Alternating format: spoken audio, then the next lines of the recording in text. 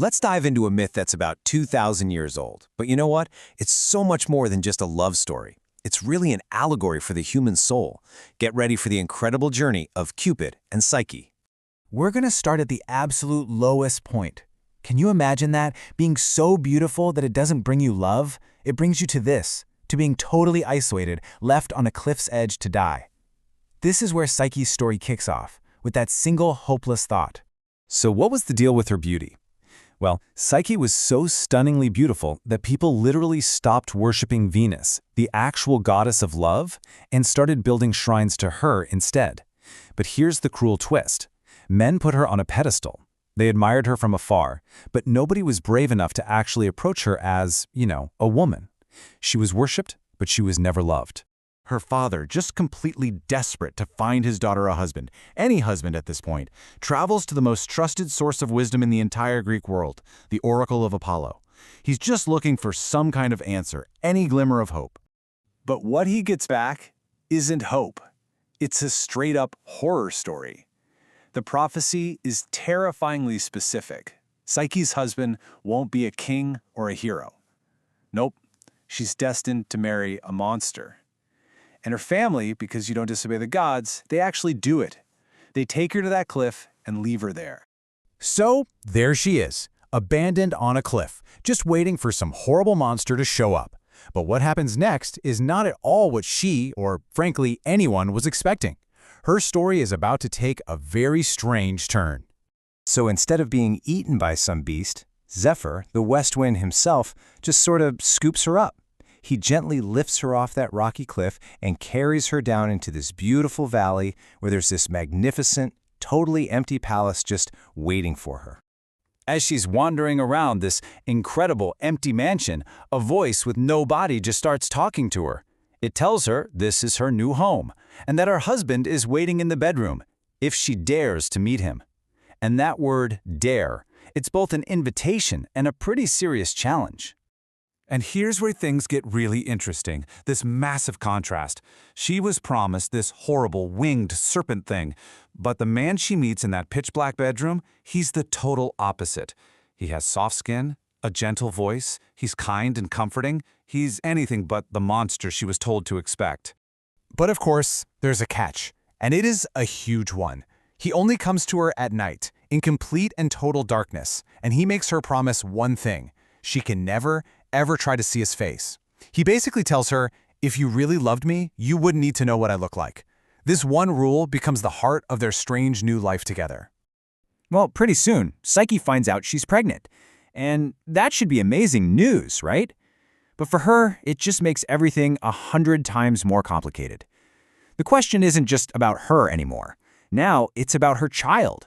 I mean, how can you be a mother and not even know who the father of your baby is? That doubt just starts to eat away at her. And so, she does it. She breaks the one rule.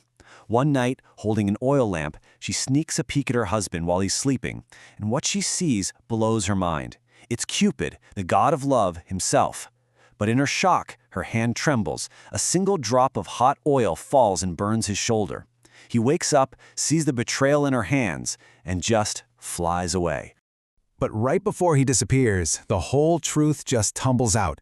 It turns out his mother, Venus, was super jealous of Psyche's beauty and had ordered him to make Psyche fall in love with some hideous creature as revenge. But the second Cupid laid eyes on her, he was so stunned he accidentally pricked himself with his own love arrow. The real reason he kept his identity a secret? He truly believed that a god and a mortal could never love each other as equals. So Psyche is left all alone again, completely heartbroken. But she doesn't give up. She decides she's going to find Cupid and win him back. The problem is, that quest puts her on a collision course with a very angry, very vengeful goddess, Cupid's mom, Venus. Venus tells Psyche she can earn her son back, but only if she completes 3 tasks. And these aren't just hard, okay? Each one is specifically designed to be impossible for a mortal. They're meant to completely crush her. But something amazing happens. For the first task, sorting this giant pile of mixed grains, a whole colony of ants feels sorry for her and does it all.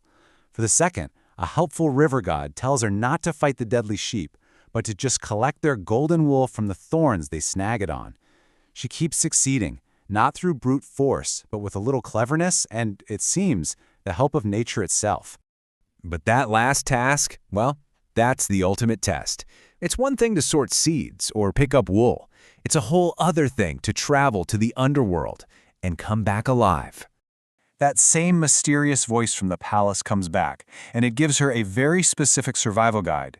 Here's how you get past Cerberus, the three-headed dog. Here's how you pay Charon, the ferryman. And then comes the biggest warning of all. Whatever you get from Proserpina, do not open that box. And she does it. Unbelievably, she makes it all the way to the land of the dead and back. But just as she's safely back in the world of the living, her own human curiosity just gets the best of her. She thinks, maybe I'll just take a tiny bit of this divine beauty for myself. So she opens the box. But inside, there isn't beauty. There's an infernal, death-like sleep, and she collapses on the spot.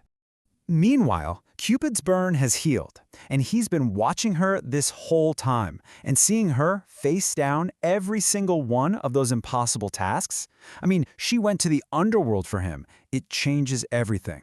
That old belief he had that a god couldn't truly love a mortal as an equal, it's completely shattered. He sees now that her courage, her fearlessness, makes her more than his equal. So he flies down to where she lies, he wakens her from that cursed sleep, and he flies her up to Olympus to meet the gods. There, he gives her ambrosia, the nectar of the gods, to drink, and she becomes immortal. She's not immortal anymore. She's a goddess, and finally, she's his equal. Okay, so it's an amazing story, right? But it's way more than that. This whole thing is an allegory. Every character, every trial has a much deeper, symbolic meaning that's really about what it means to be human. And the biggest clue, the key to unlocking the whole thing, is right there in her name. Psyche is the ancient Greek word for soul. So this whole time, we haven't just been following the story of a woman. We've been following the story of the human soul itself. And what happens when these two are finally united? They have a daughter, and her name is Pleasure. So the ultimate point of the myth is this. It's only when love, which is Cupid, and the soul, which is Psyche, finally come together as equals, after going through all these incredible trials, that true pleasure can finally be born. And really, that brings us to the big takeaway. Psyche had to go through doubt, loss, and literally journey through the land of the dead to prove herself worthy of love. And so this 2,000-year-old story leaves us with a really powerful question for our own lives. What trials do our own souls have to endure before we can find a love that's real and lasting?